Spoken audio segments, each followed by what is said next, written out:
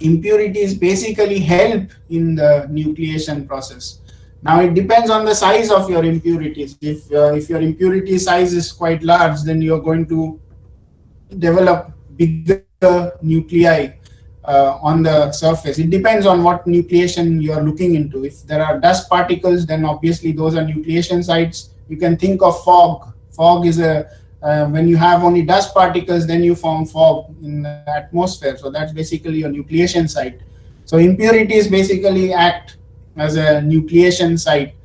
So you will have, if you have uniform impurities over the whole solution, then automatically you're having nucleation process almost simultaneously at every point. So it helps, but also there are problems with impurities, like you don't want impurities in your material. So it's a balance between what your desired product is.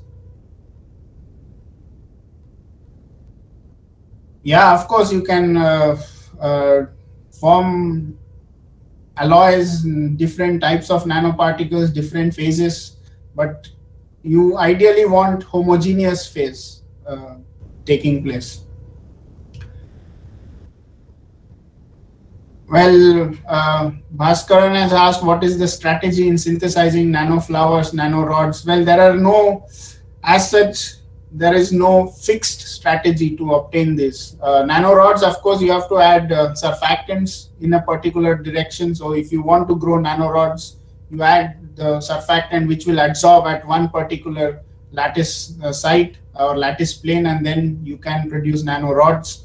But nanoflowers and these things are, usually you will produce them while doing hydrothermal synthesis. So it's more of a random process rather than defined. Nanorods is very defined process. Nanoflowers are not so defined as in terms of nanorods.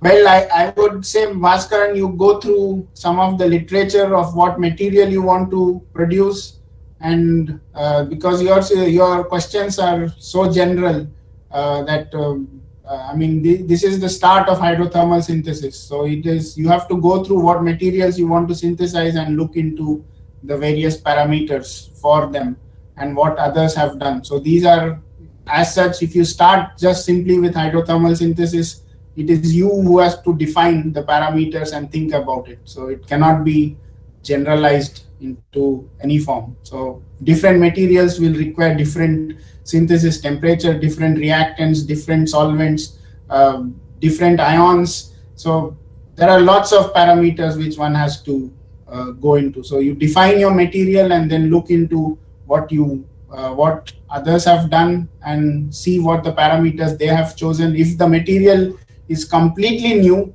then it's you who has to define all these parameters and then sort of bring in thermodynamics into the picture. So you can define if it's completely a new material you're producing.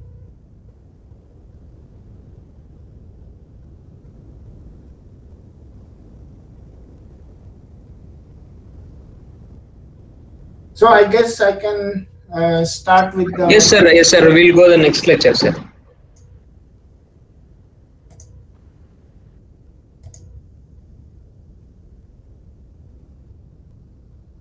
Why didn't it start? Okay. Can you see the lecture?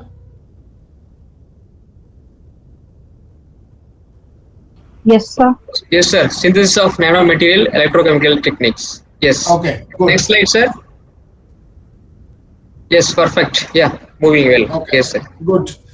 So this is the fourth lecture in case of nanomaterial synthesis, and in this lecture we will be looking into the electrochemical technique. So just to recap what we have learned in the last lecture, we have looked into solvothermal and hydrothermal techniques. We have looked into the thermodynamics of nucleation and growth. We looked into what is the critical radius which we want to obtain. We have looked into the surface energy forces and the volumetric Gibbs free energy, which are important terms in order to develop the material. And we have finally looked into the factors which influence these nanoparticle growth. Oops. And finally, we took an example of lithium iron phosphate, and we saw the variables during the production of lithium iron phosphate, how it changes the crystal structure, how it basically affects the morphology as well as its performance. So now we go into a completely new topic, which is based on electrochemical technique. Now, I guess some of you might not be familiar with electrochemistry, and therefore I have already, although talked about it in the in yesterday's class, but let's repeat it again in order to make it very clear. So, in case of electrochemical technique or electrochemistry, we have the experimental setup is as shown in this figure over here. We have three electrodes. We have a working electrode, we have a reference electrode, and we have an auxiliary electrode. We have a solution in which the three electrodes are dipped. We can have a stirrer bar or we need not have a stirrer bar. And we have a purge gas. So we can purge nitrogen, we can purge argon, we can purge oxygen. So we can purge the gas into this solution and see what the electrochemical reactions are taking place. Now, in case of electrochemistry, we use three electrodes to understand the redox reactions, what is happening, whether a reaction is oxidizing, whether a reaction is reducing. So we use this three electrode system to understand the electrochemical phenomena. And if one converts or if one joins the reference to an auxiliary electrode, it becomes a two electrode system which becomes the device. So for example, it can be used to understand the battery, running of a battery or running of a supercapacitor, or simple electrolysis can be done by two electrode system. Now, if the reference electrode is hydrogen plus, which is defined as the electrode potential having 0 volt, then one can obtain the electrochemical electrochemistry at the working electrode. So if the reference electrode is hydrogen plus, one can find out what the potential is of the working electrode. So if the working electrode is taken as lithium and you have the reference electrode as hydrogen plus, you will get a potential of minus 3.05 volts. Now, if you take the working electrode as copper and you take the reference as hydrogen plus, you will get an electrode potential of plus 0.34 volt. So the hydrogen is an important reference point in electrochemistry, and all the other materials or metals which are used in electrochemistry has been referenced with hydrogen, and therefore you see that as you go down, the materials have more negative potential, and as you go up, the materials have more positive potential. What does it mean? As you go down the series, or as you go down the electrochemical series, the materials become more reactive, and as you go up the series, the materials become more noble. So when we talk in terms of lithium, lithium is one of the most reactive metal. Then you have magnesium, aluminium, zinc. So this is not the complete electrochemical series. This is a part of the electrochemical series. Obviously, zinc is less reactive than lithium. Therefore, it is higher up in the series. Copper is much more or less reactive compared to zinc. Silver is almost a noble metal. If you look into later on, it is gold and platinum. These come over here. And therefore, those are called noble metal because they do not react with the surrounding, and they will have a positive potential versus hydrogen plus. So this is the basic electrochemistry which is going on. So this is the basic fundamentals of electrochemistry. Now, in case of hydrothermal and solvothermal synthesis, we saw that there were parameters which affect the nucleation and growth process. Now, electrochemistry, the nucleation and growth process is much more complicated, because in case of hydrothermal and solvothermal, we were dealing with pressure and temperature. Here, luckily, we don't have to have pressure in this picture. We can have temperature, but it is going to be temperature and potential which becomes an important factor in controlling electrochemical reactions. So what are the various parameters? Well, if you're doing electrochemistry in aqueous system, in water-based system, then your electrolyte concentration, so the concentration of metal ions, the pH of the solution, these two will be an important factor for the deposition to take place, or for the production of the nanoparticles. Now, current and potential also plays an important role, because I said that we are dealing with current as well as temperature over here. So one can apply constant current for the production of nanoparticles, or one can apply potential for the production of nanoparticles. Now, there are various terms, there are various things one can play with when you have current and potential, such as one can apply a pulse current or one can apply a pulse potential. What do you mean by pulse current or pulse potential? Now, in case of electrochemistry, we can say that we apply a potential or a current for 5 seconds and then stop the reaction for the next 5 seconds, then start the reaction again for 5 seconds, stop the reaction for next 5 seconds. So we are actually doing like a sine wave. We can do the current or potential in a sine wave. Now, if you want to remember that in case of electrochemical deposition or electrochemistry, one is always working with a direct current. We are not working with an alternating current. So one is always working with direct current, and therefore when we apply a pulse potential or a pulse current, we can then control the nucleation and growth process on the particular electrode.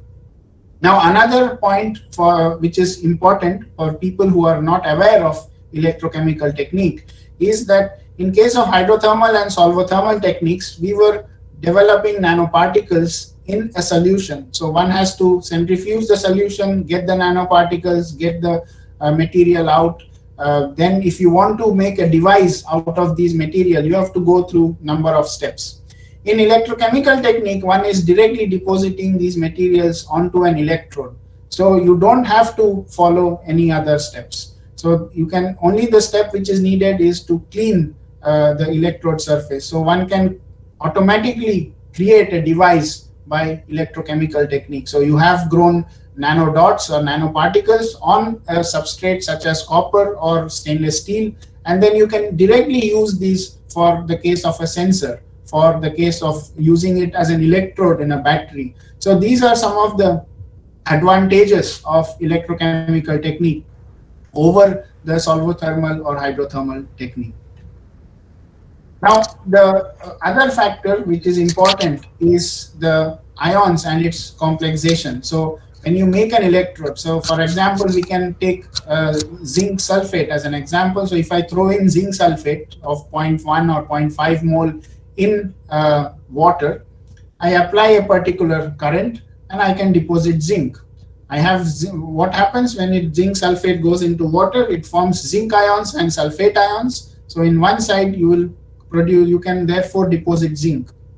Now suppose I take polycarbonate, or we take acetonitrile, and then I add zinc sulfate into it.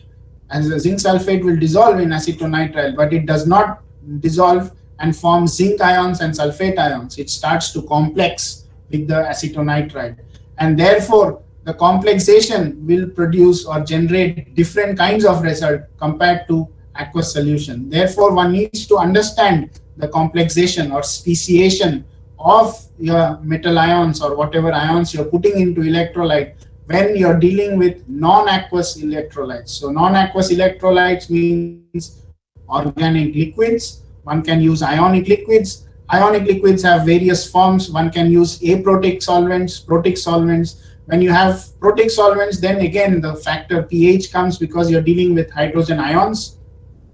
And if you're having aprotic solvents or organic solvents, then pH does not matter in these cases. So there are complexation species which can alter not only the not only your morphology, but complete electrochemistry during the process. One of the most important point in case of electrochemistry is the electrode on which you want to deposit your material. So the wettability and adhesion of the electrode of the material onto the electrode is an important factor. So if I, for example, take an electrode which is not wettable, so if I reconvert a lotus leaf to make it conducting, and then I dip it into an aqueous solution, I won't be able to deposit anything because it does not wet the solution. Therefore, the wettability is an important aspect. Adhesion is an important aspect in this. How much can it stick to the surface, how adhere to the surface it is. The better the adhesion, the better the material.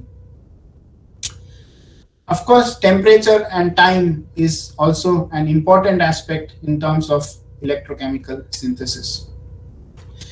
So these were some of the variables. We will look into each variable and see for a particular example how the variable changes the electrochemical behavior, all the structure and morphology as well as the structural behavior.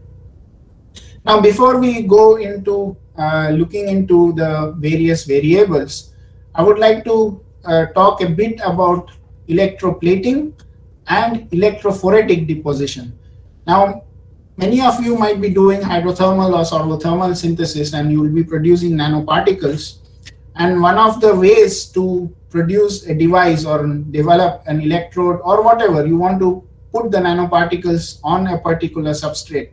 So in case of people who do batteries and other research, when you make a device like that, what you do is take the nanoparticles, you're mixing it with carbon or a binder, you're making a slurry out of these materials, and then you're putting the slurry onto the device, onto an electrode, for the device which you want to. You can spin coat it,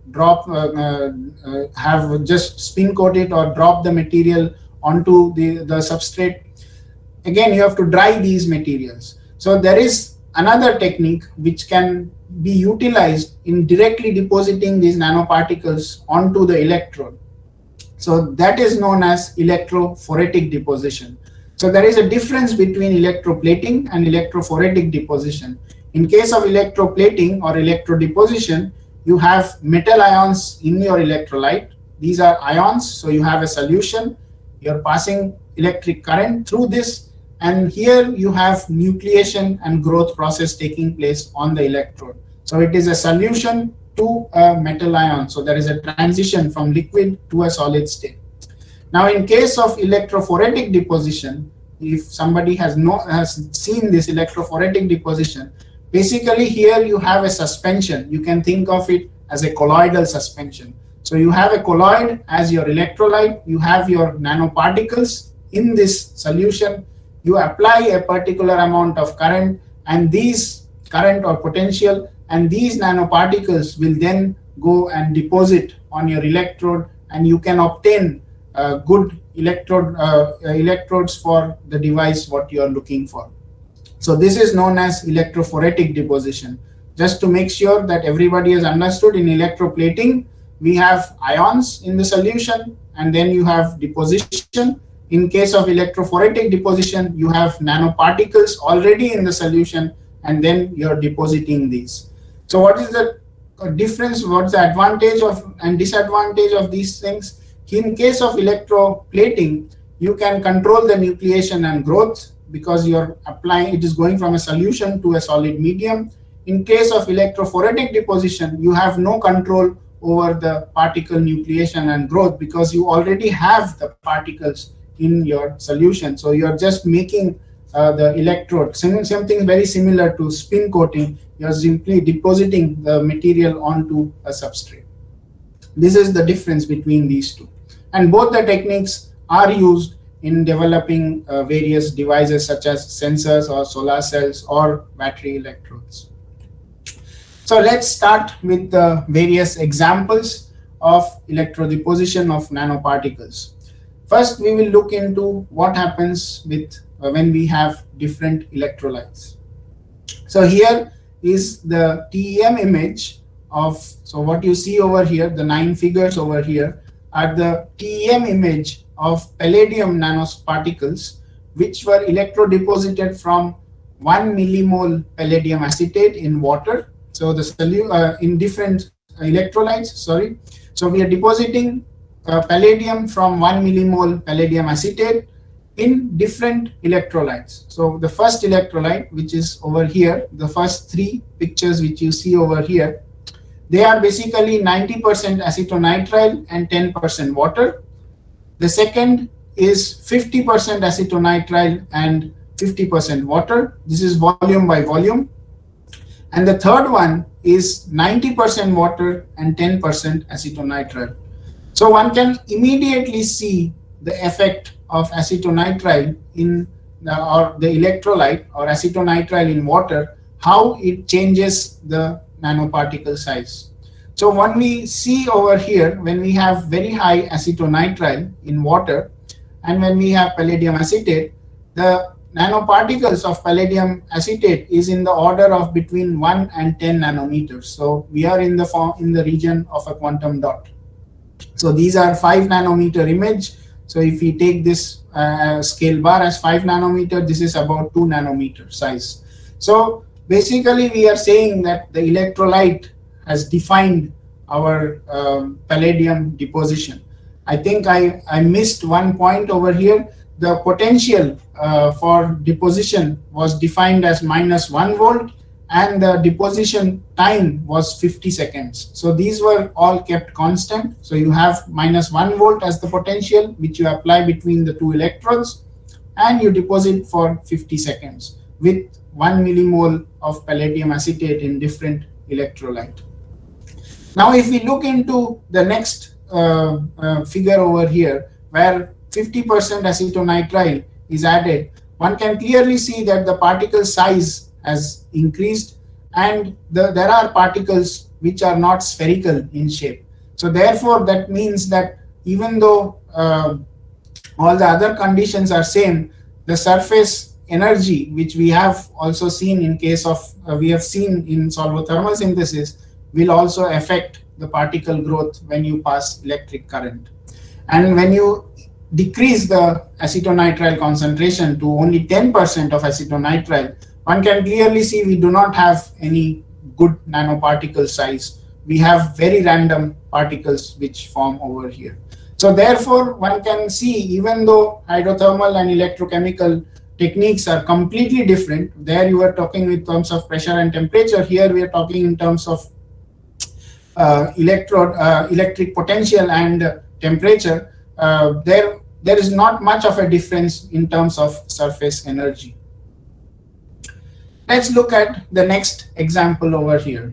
Here we are looking at, again we are looking into the electrolyte composition, except that we are looking into the concentration of the metal ion which we have added. So here we are trying to deposit silver at different concentrations in a solution of 40 grams per liter citric acid. Okay, so here we have silver with 0.5 grams per liter, 1 gram per liter, 2 gram per liter, and 4 gram per liter. The deposition time is 90 seconds, and we have applied a current density of 1 milliamp per centimeter square. So this is the current density which we have applied.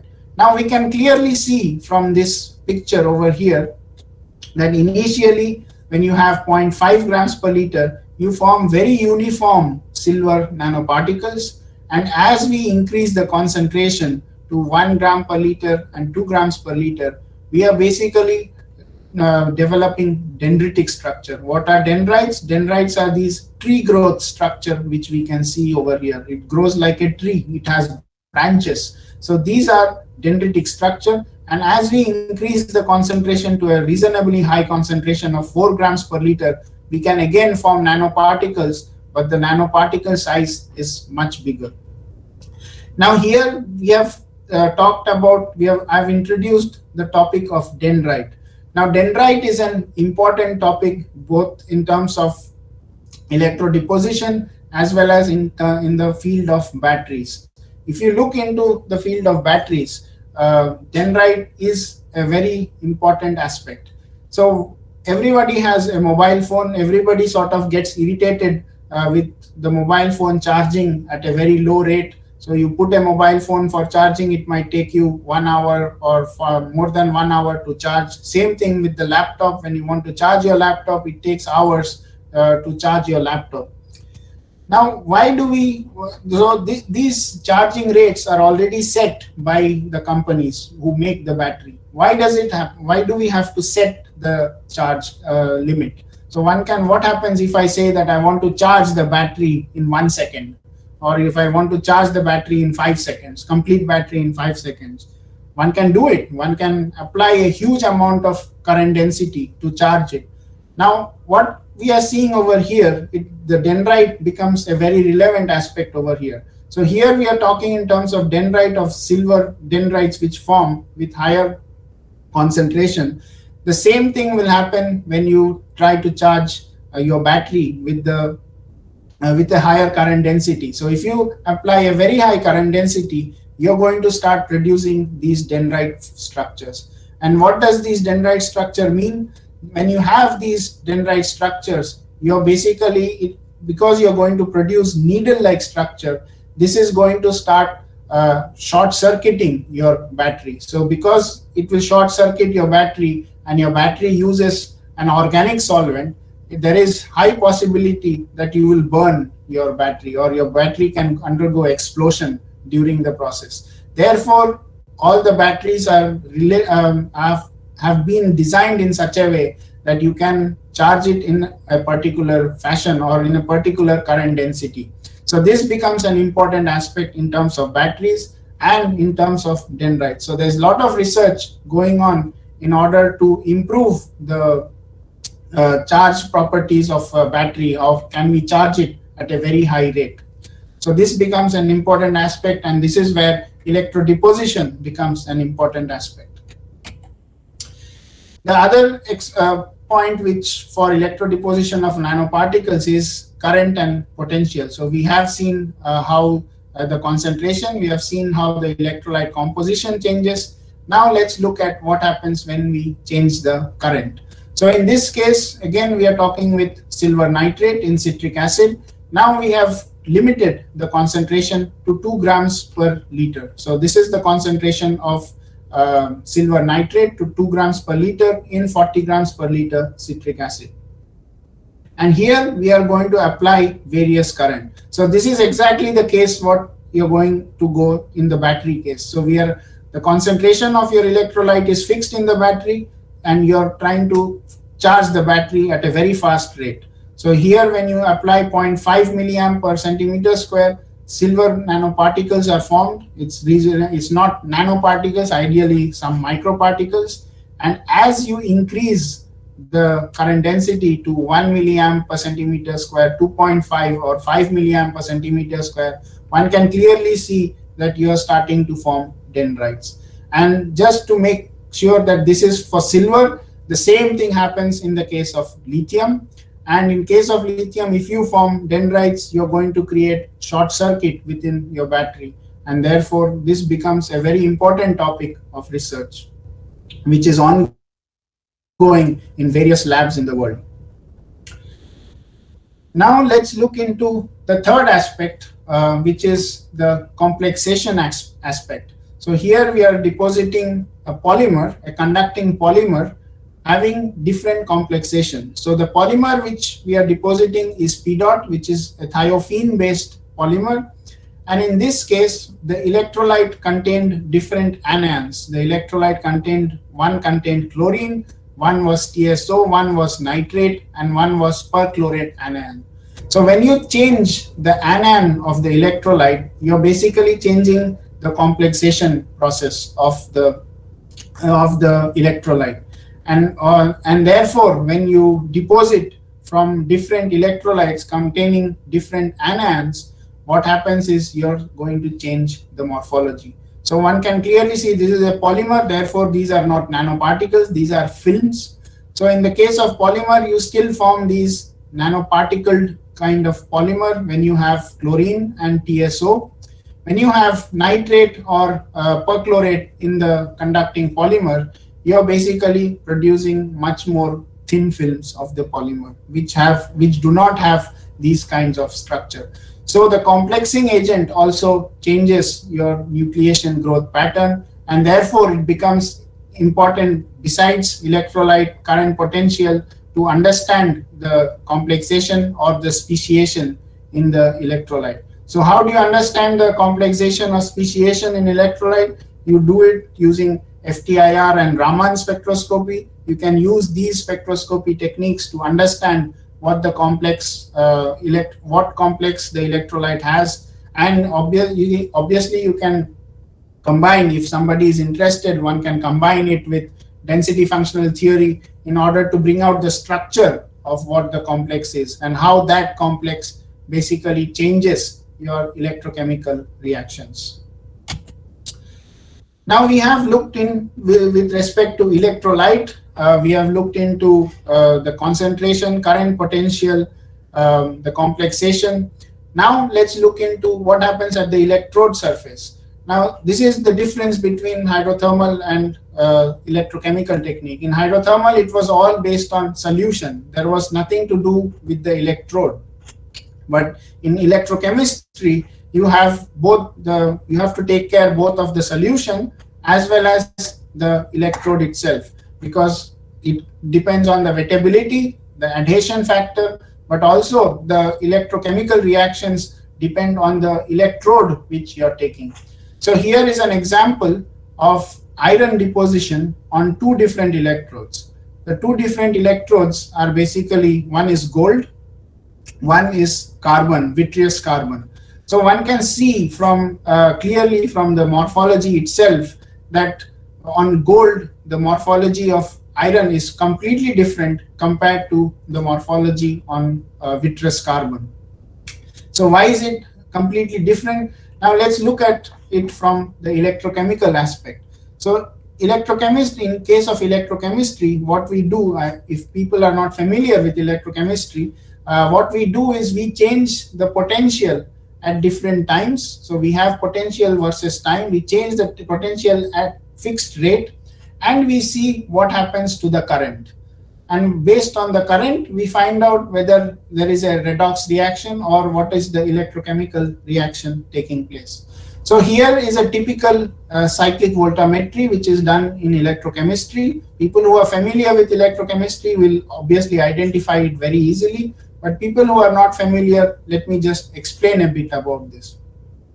So in case of cyclic voltammetry, I just now mentioned that we are changing the potential and seeing how the current varies. So the potential here is in the x-axis. So we have from 0 volt to minus 2 volt. And in the y-axis, we have current density, so milliamps per centimeter square. Now we can see that when we have gold, we have a redox reaction. We have one reduction reaction over here in the blue curve and an oxidation reaction over taking place. So that means here we are depositing iron and here we are removing the iron from the substrate. Whereas this process is not happening in the case of carbon. So in carbon we are depositing, but we do not have any iron which is going out. So therefore, when we have such a process, one can see that we have deposited more iron and we have deposited less iron in case of gold. So obviously the time also matters, and when you change the time of the deposit, you're going to change the surface roughness of the material as well.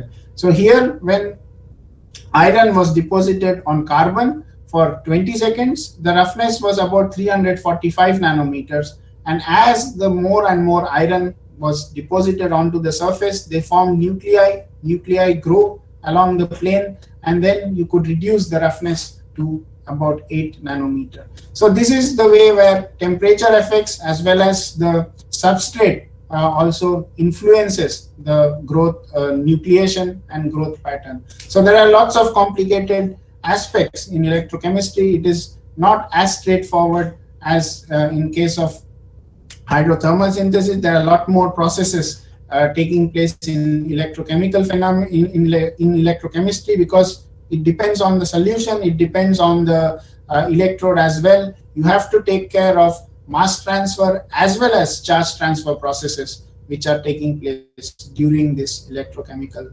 studies. Finally, we look into another aspect, which is the temperature aspect. Now, temperature also plays a role. Here we do not have the role of pressure, but we have a clear role on temperature. So this is another example where zinc oxide was electrodeposited on BDD. BDD is boron doped diamond electrode. And when zinc oxide is deposited onto the BDD electrode, we can clearly see that at 60 degrees Celsius, you have a very uniform development of nanoparticles, whereas when the process goes at 80 degrees C, it does not become uniform. However, you grow very small. There are both small and bigger nanoparticles which grow. The XRD also has shown some kind of change which takes place in the zinc oxide depending on the working temperature. So this basically concludes sort of the electrodeposition of nanoparticles onto different electrodes. So here we are controlling the electrodeposition process of your nanoparticles based on several factors: electrolyte, pH, concentration, current and potential, speciation, as well as temperature. So these are the 5 factors which will influence the electrochemical phenomena.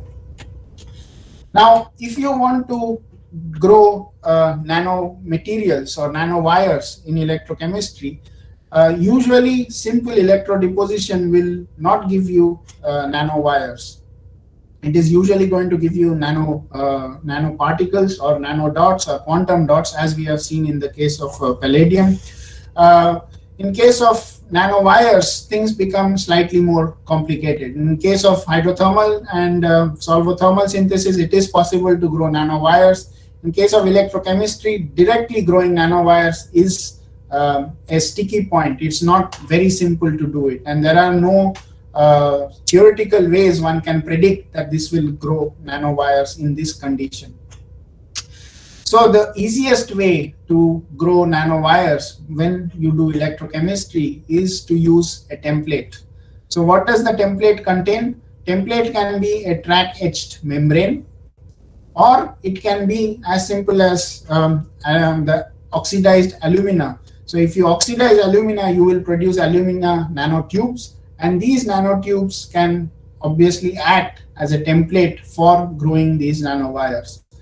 So when you have a track etched template, basically you have nanopores in the membrane or in the alumina. You have these nanopores. You can define what the nanopore size is. If you want the nanopore to be 5 nanometer, 20 nanometer, 100 nanometer, 200 nanometer, you can define what the size is. So the first step is in track etched membrane. It's because it is a polymer, you have to make it conducting because you want electricity to pass through these membranes. To make it conducting, you usually deposit a thin layer of gold or thin layer of platinum onto one side of the polymer, and therefore this becomes now a conducting polymer. And then you're basically growing through these nanopores, you're growing the nanowires. So you're depositing, you're applying an electric field, same thing as you're doing for electrodeposition, except that electrodeposition is going to go only through these polymers. And then finally, when you dissolve the polymer, so usually when you use track etched polymers, you can dissolve it in THF. And if you use alumina-based polymer, you can dissolve it in sodium hydroxide. And what you obtain at the end of the day is, when you dissolve the template, you will produce these nanowires. So here is an example of what the track etched polymer looks like. So this is the image of the polycarbonate track etched polymer having a diameter of about 160 nanometers. Obviously, I said you can have different diameters. You can go down all the way to 5 nanometers. And then you coat one side of the polymer with gold and then use it as a working electrode. The final result is, for example, here is the silver and gold nanowires which have been electrodeposited from these polymers. Obviously, when you use our aqueous system, then you will be talking in terms of only silver and gold and metal materials. But when you go into non-aqueous system, you can start depositing semiconductors as well. So if you go into ionic liquids, then you can start depositing even semiconductors such as germanium or silicon.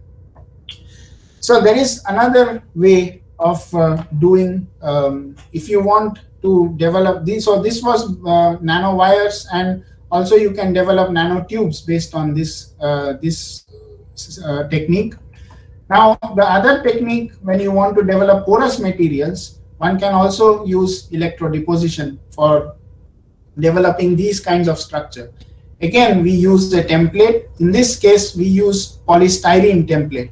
Now polystyrene, when you make a colloid of polystyrene and then you deposit on ITO or on copper, it self-assembles into this kind of structure. So the structure, this is a self-assembled structure. You can see that it has layered structure and you have pores in between these structures.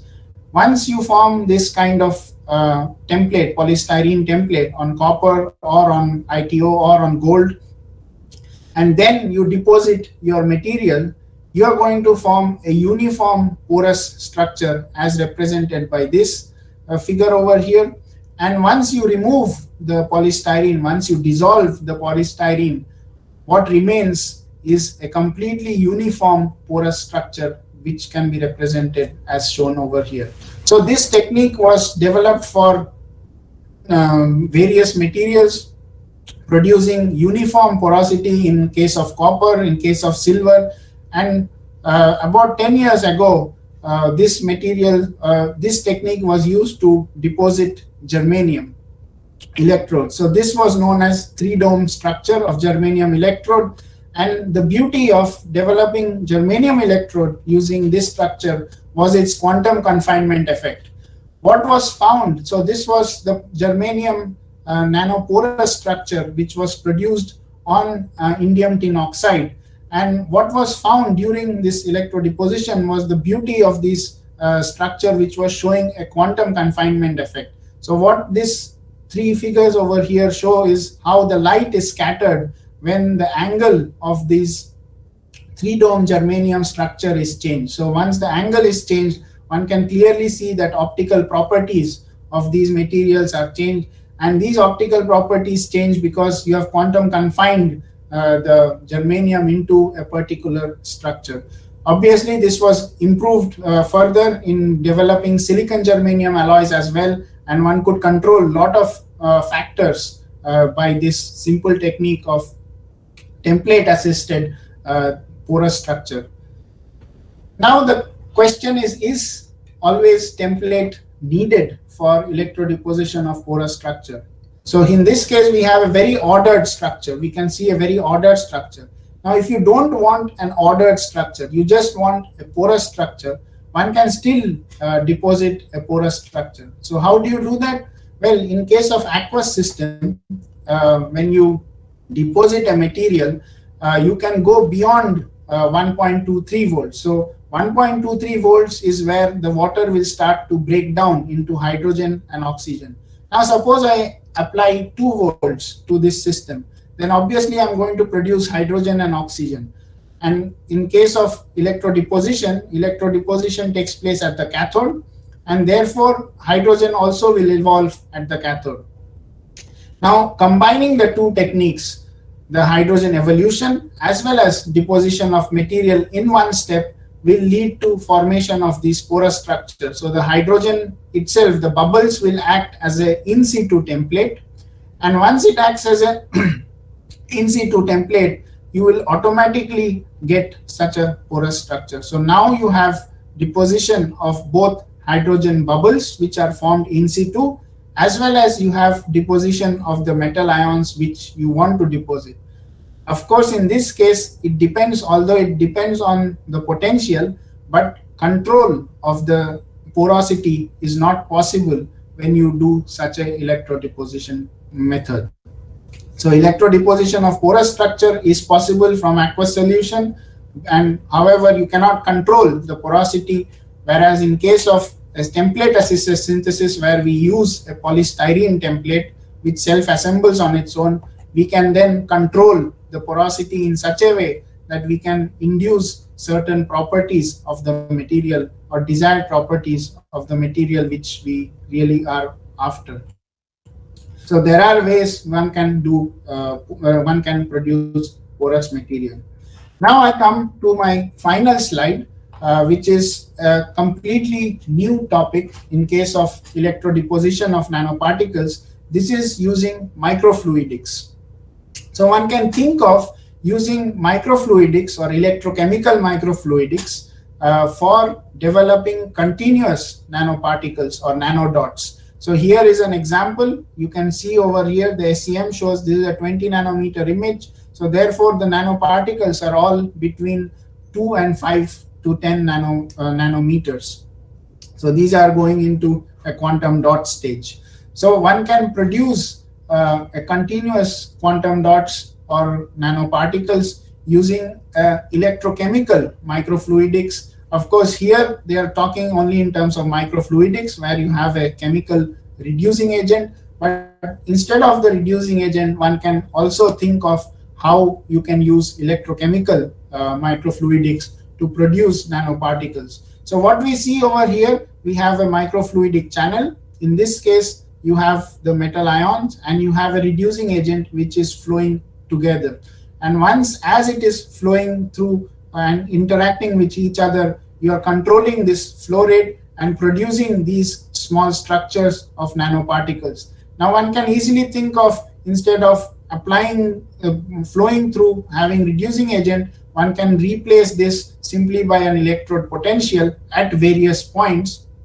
And at that point, you can control the nucleation to such an extent that you will be able to produce nanodots or quantum dots during the process. So this is a technology which is still being investigated. There are lots of possibilities to open up.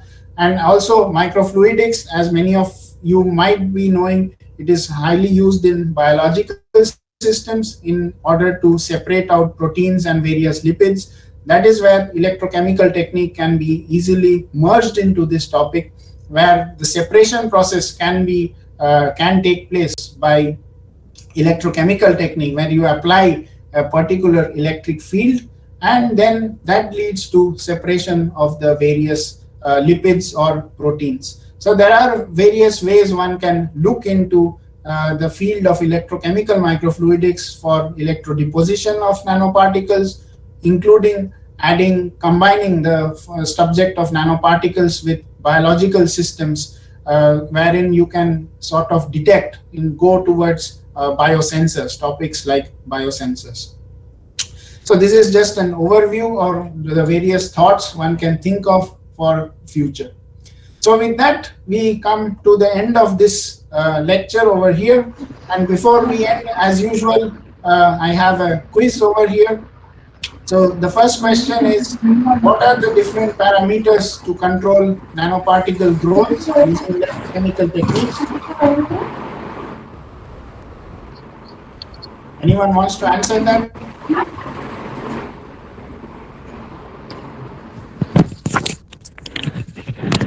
Yeah, that's correct. Temperature, bath concentration. There are other factors as well. There is complex exchange. Yeah. Electrolytes. That's correct. Yeah, and applied voltage. Yeah. That's true. Yeah, there are 5 factors which we have already looked into. The electrode potential, current, we have electrolyte, concentration was a factor. So there are various factors which one can look into. So as the second question is, as the current density is increased, more material is deposited and usually dendrites are formed. True or false? True. That's correct. The answer is true. Most of you have answered correctly. And can we control porosity in the electrodeposited film when you don't have a template? No, it's quite That's correct. It is very hard to control porosity when you don't have a template. So with that, we have come to the end of this lecture on electrochemical technique. to summarize what we have learned that electrochemical synthesis is possible for developing nanoparticles. You can develop quantum dots. You can produce porous films, whether it is template-assisted porous films or without template. You can use hydrogen gas as template in situ. You can also form nanowires. You can produce nanotubes using templates. Without template, nanowires and nanotubes are extremely complicated to produce. We have seen how the different parameters can control the morphology, the composition, the porosity, as well as the dimension of the material. One thing which I have not mentioned is even you can control the crystallography of the material by electrodeposition, by changing the current and potential. With that, we have come to the end of this lecture. Thank you very much. And if you have any questions, we can have a discussion now. Thank you.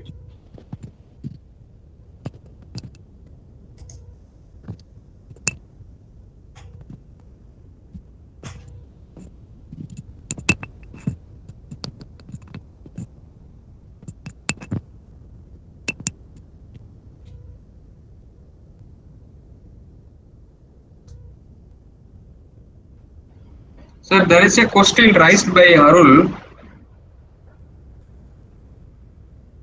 Can we Professor? experience? Yeah. What kind of morphological effect we can experience due to the influence of different substrates?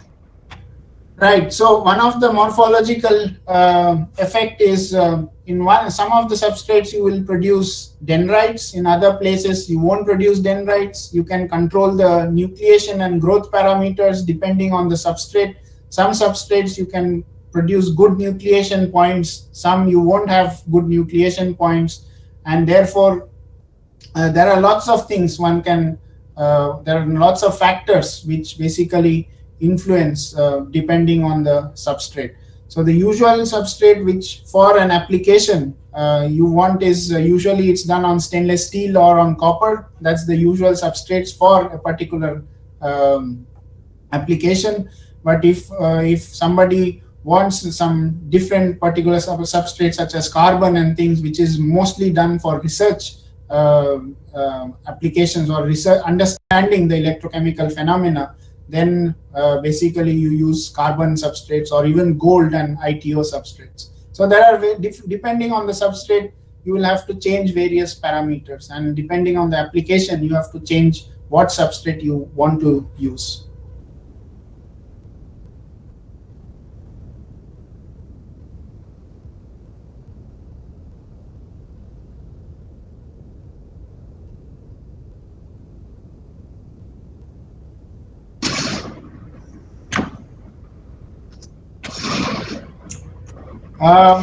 Which substrate will be good for sensing applications using ED thin films? Well, depends on what you want. So ideally, if I have to use for sensing application, I will use indium tin oxide for a simple reason. It is cheap, as well as if I want to have a sensor which has photosensitivity, then indium tin oxide would be a very good substrate. Yeah, for humidity sensors, you can use basically any substrate. It does not matter which substrate you are using.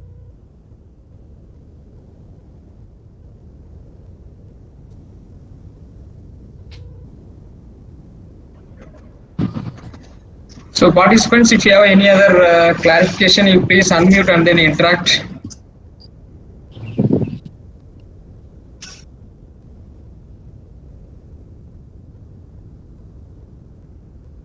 Oh yes, of course. Flexible substrate is, of course, you can use polymer. You can use polymer substrates for flexibility, not a problem at all. Or carbon cloth, you can use any of these materials.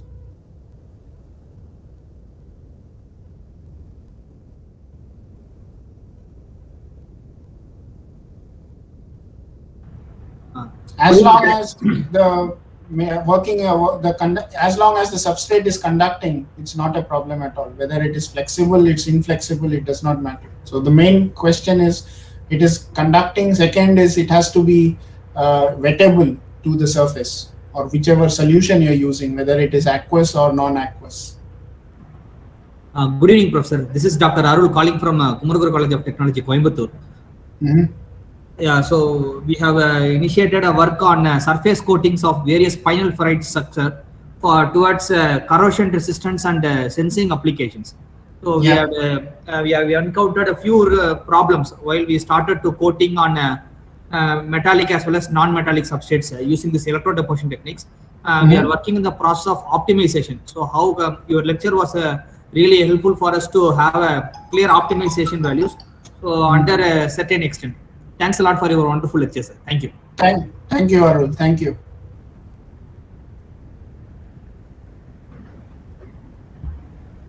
Yeah, thank you, Professor Abhishek has given wonderful lectures. So it was evident by the participants. So Thanks, yeah, Rama. it's great to have lectures with you. Then if any questions, maybe you can also type in the chat box, or to the last day also Professor will take the class on Friday. So if you have any questions, you can also email to the Professor. And with further delay, sir, shall we conclude?